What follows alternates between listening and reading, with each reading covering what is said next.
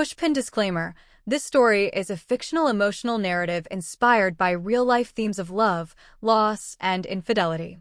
It is intended for mature audiences only and may include sensitive subject matter related to emotional vulnerability, romantic conflict, and betrayal. Reader discretion is strongly advised. This story is not meant to encourage or romanticize infidelity, but rather to explore the deep emotional complexities behind human relationships. He closed the door gently, then looked at me passionately. A true infidelity story. Sophie had never imagined her life would feel so quiet. Married for 17 years, she had grown accustomed to the soft void that lingered in the corners of her home. Her husband, Daniel, had once been the center of her universe. But over the past few years, he had drifted, buried in deadlines, glued to his phone, or traveling for work so often that Sophie sometimes forgot what it felt like to be truly seen. One rainy afternoon, Sophie stood in front of a for rent sign she had posted outside the house. The upstairs guest room had been sitting empty for months. It wasn't about the rent money, it was about filling a space in her life that felt too wide, too silent. When Ryan showed up, drenched from the rain, Sophie hesitated. He was young, maybe late 20s.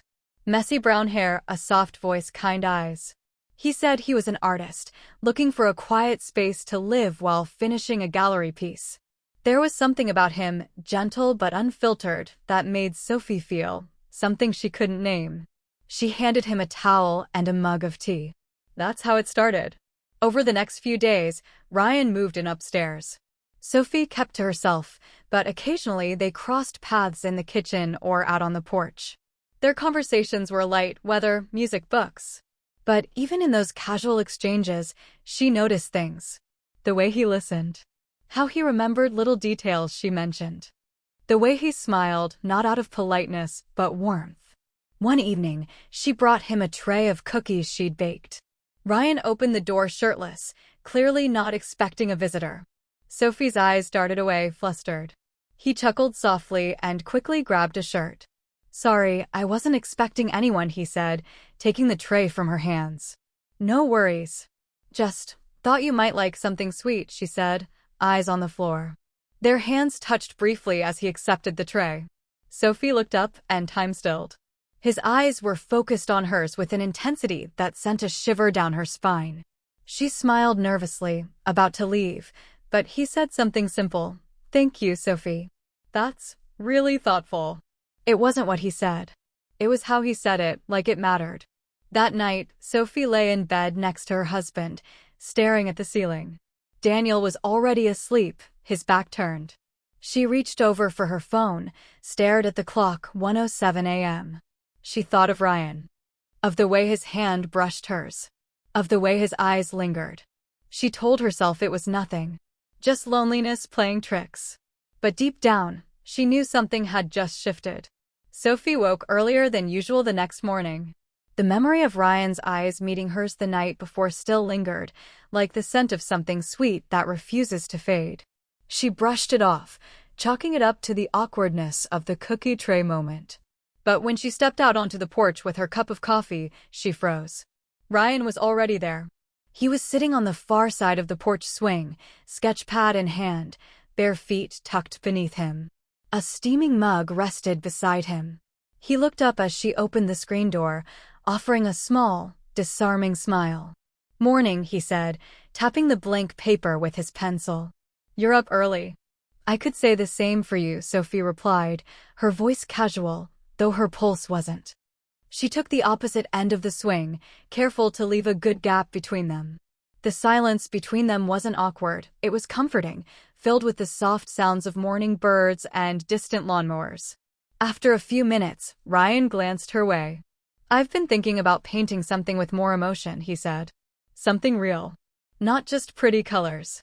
But pain, longing, maybe even hope." Sophie's heart tugged a little at the word longing. She wrapped her hands tighter around her mug. "Sounds intense," she murmured. "It is," he said. "But I think the best art lives somewhere between heartbreak and healing."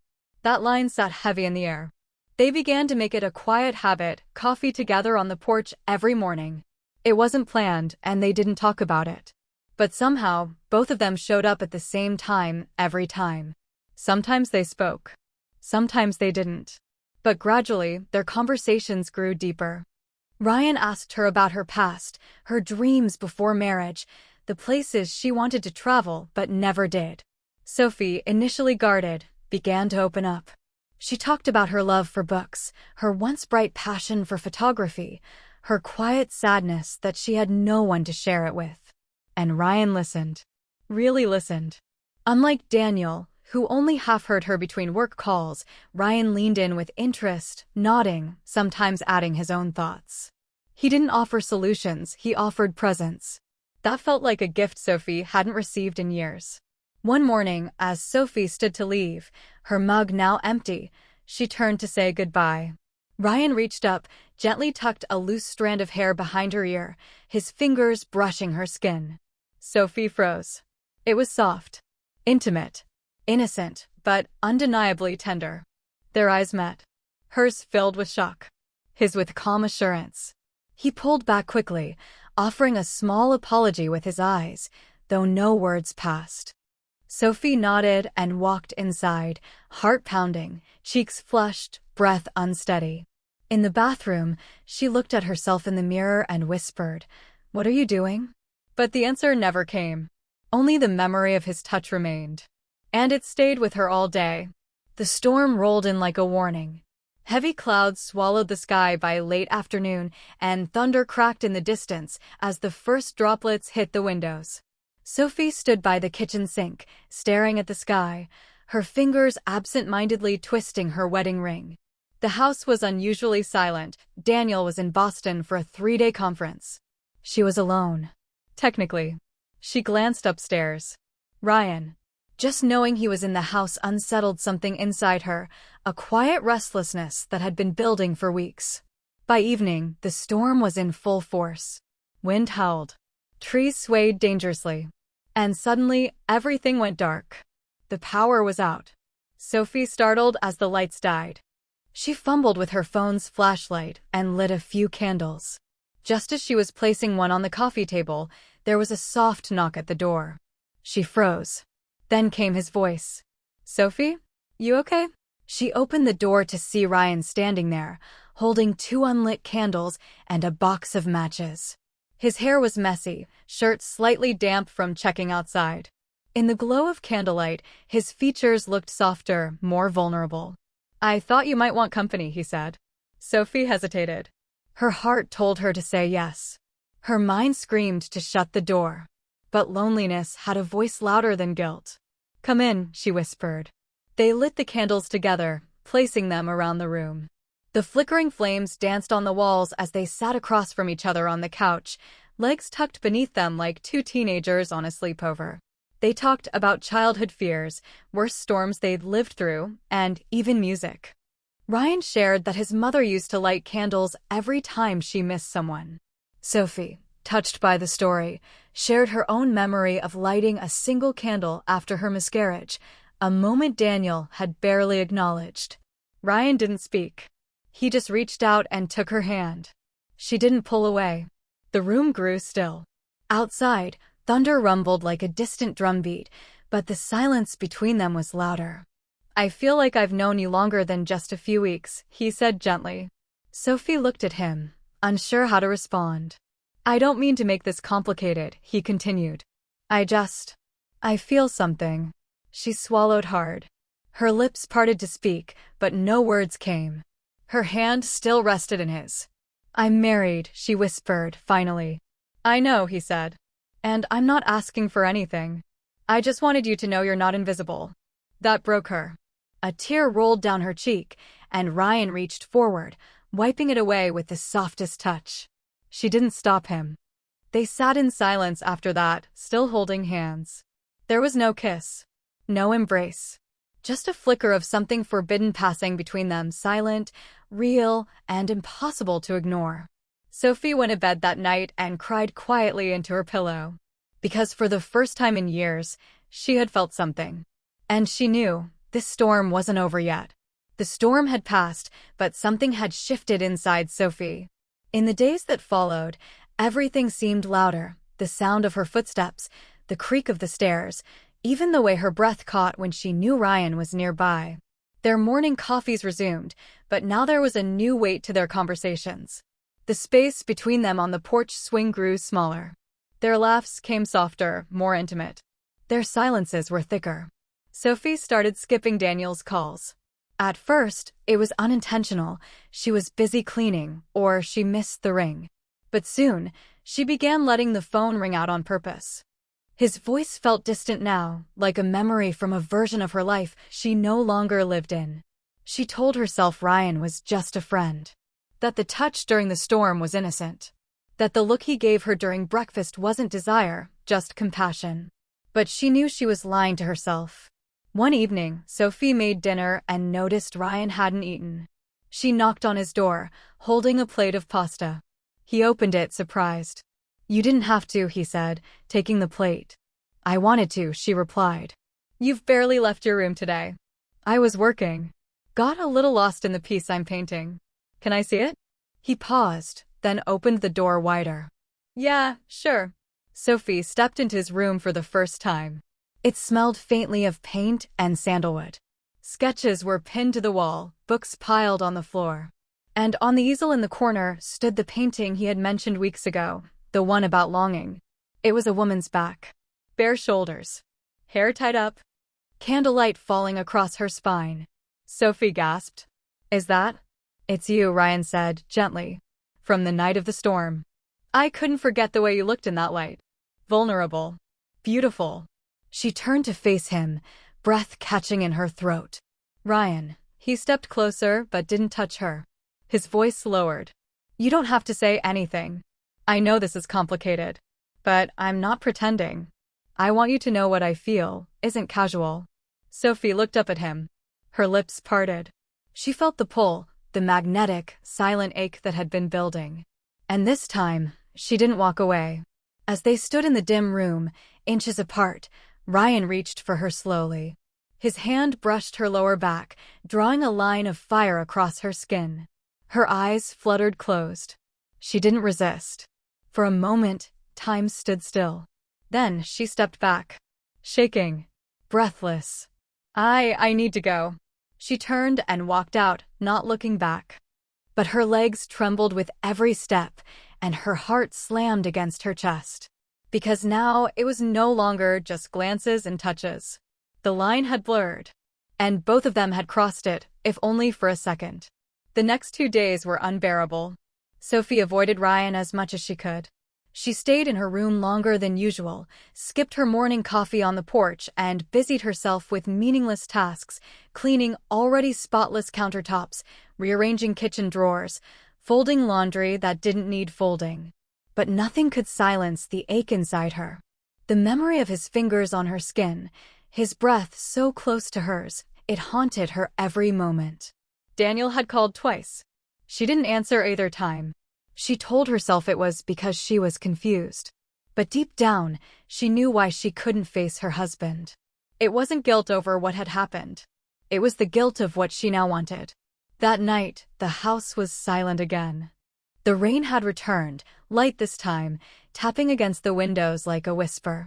Sophie poured herself a glass of wine and sat on the couch, hoping the numbness would return. But when she heard soft footsteps on the stairs, her body tensed. Ryan entered the room slowly. He didn't speak. He just stood there, watching her. Sophie sat frozen, her wine glass trembling slightly in her hand. Her eyes met his, and in that moment, the air between them thickened with everything unspoken. He took one step closer, then another. Still silence. Then he turned and walked toward the door. For a second, she thought he was leaving. But instead, he gently closed it. The click of the latch echoed like a gunshot in her chest. He turned around and looked at her, not just with desire, but with something deeper. Something that stripped her bare without touching her. His eyes held no judgment, no confusion. Just passion. Tenderness. Clarity. Sophie stood up slowly, her heart pounding so hard she thought it might crack her ribs. She set her wine glass on the table, but her hands were shaking. Ryan walked toward her, steady and sure, like he already knew what she was going to choose. When he was just a breath away, he whispered, "I don't want to hurt you, Sophie. But I can't pretend I don't feel this." She didn't reply. She couldn't. Instead, she reached up, her fingers grazing his face, softly, like asking a question. He closed his eyes and leaned into her touch. Then, slowly, he leaned down and kissed her. It wasn't rushed. It wasn't wild. It was slow, deliberate, soulful. And it was everything she had forgotten love could be. She didn't stop it. She didn't pull away. She let herself fall. The door remained closed. But inside that room, Sophie opened completely. For the first time in years, she felt alive. Not like a wife. Not like a mother. Not like someone forgotten. But like a woman wanted. Chosen. And she knew as her body melted into Ryan's arms. There was no turning back now. The air was still. Even the rain outside had gone silent, as if the world paused for them in that moment. Sophie's lips lingered against Ryan's. Her breath was shallow, her heart pounding like a drum echoing inside her chest. Time blurred, reality melted into sensation. They didn't rush. There was no desperation, no guilt in their eyes. Only a slow unraveling. As if all the moments they had shared, the conversations, the glances, the stormy night, the painting had led to this.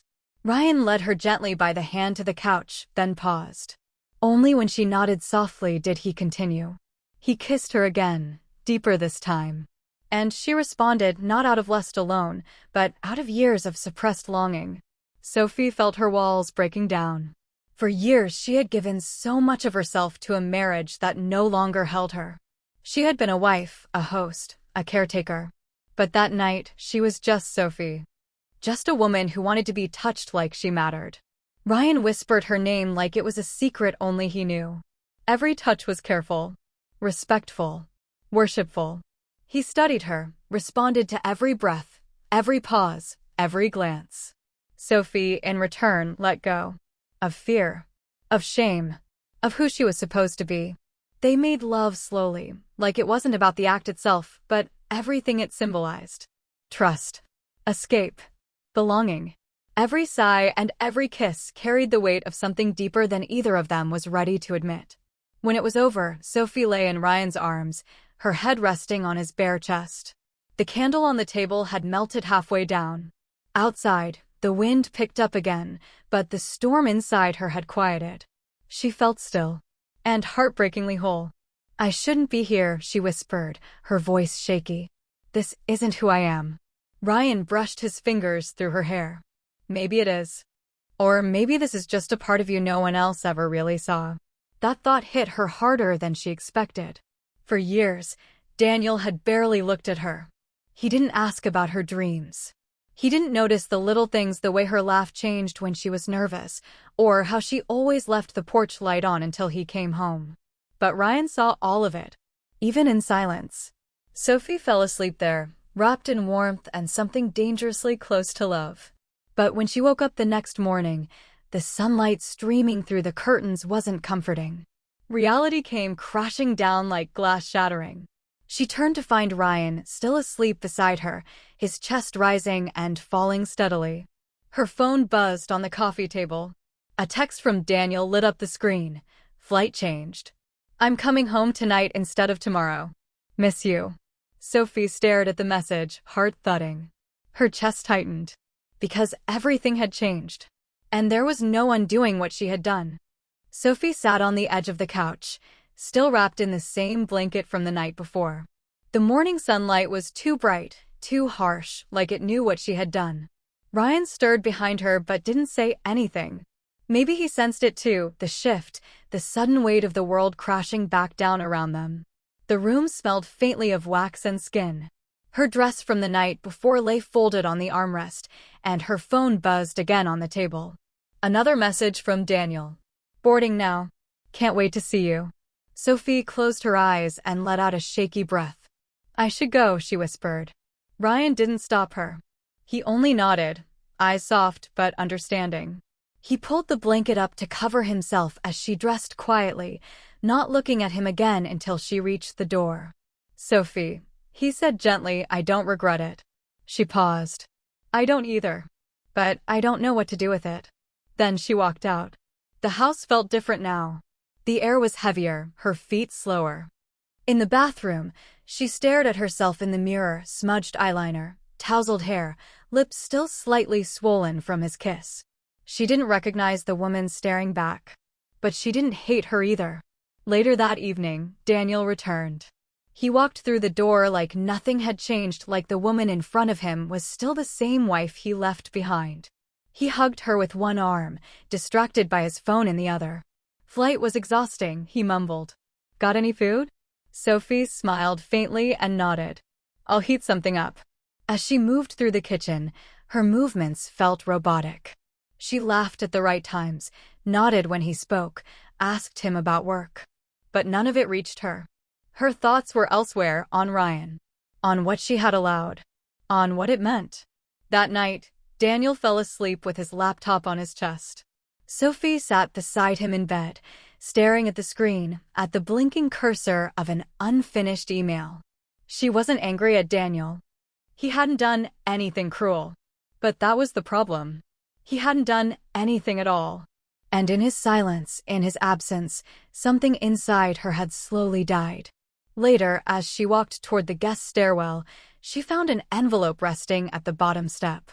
Her name was written across it in Ryan's handwriting. She opened it with trembling fingers. "I'm leaving tomorrow morning. I don't want to cause trouble in your life. But I need you to know I meant every look, every word, every touch. You made me feel something I didn't know I was still capable of. Thank you for seeing me." Ryan's Sophie sat on the steps, letter pressed to her chest, and cried. Not out of regret, but because for the first time in years, someone had truly seen her. And he was leaving. The sun hadn't yet risen when Sophie slipped out of bed. Daniel was still asleep, his breathing steady, one arm flung over a pillow. The room was dim, peaceful, exactly how it had always been. Except now it felt unreal. Like a scene she was watching from the outside. She wrapped herself in a cardigan and padded quietly down the stairs. The house smelled faintly of cinnamon and wood polish. Familiar. Safe. But this morning it all felt different. Outside, the sky was still painted in deep blue. A few birds chirped, unaware of the storm that had passed through this home the night before. Sophie stood by the living room window, watching the driveway. Waiting. At 6:03 a.m., the door to the guest suite opened. Ryan stepped out, a single duffel bag slung over his shoulder. He paused on the porch for a moment, taking in the quiet morning like he was committing it to memory. He looked different today, less boyish, more resolved. Like a man who had made peace with walking away from something he didn't want to leave. He stepped down toward the driveway and placed his bag in the trunk of a waiting cab. Sophie's breath caught. "Please look back. Just once." As if he heard her thoughts, Ryan turned. Their eyes met through the window. In that single moment, everything came rushing back. The painting, the storm, the soft way he'd said her name, the way he'd closed the door that night like he was sealing a promise.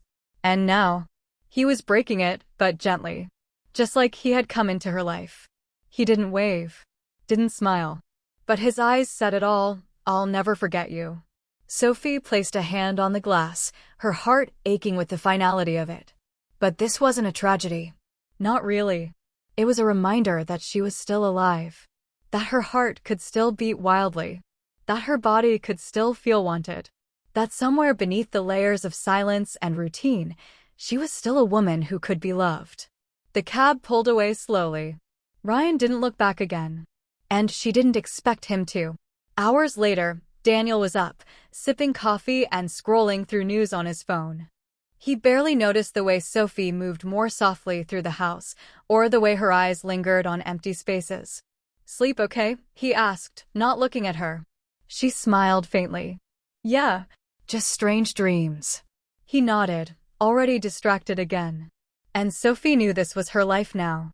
A quiet return to normal. But something inside her had shifted. The door was closed. But a part of her had been opened forever. 93L.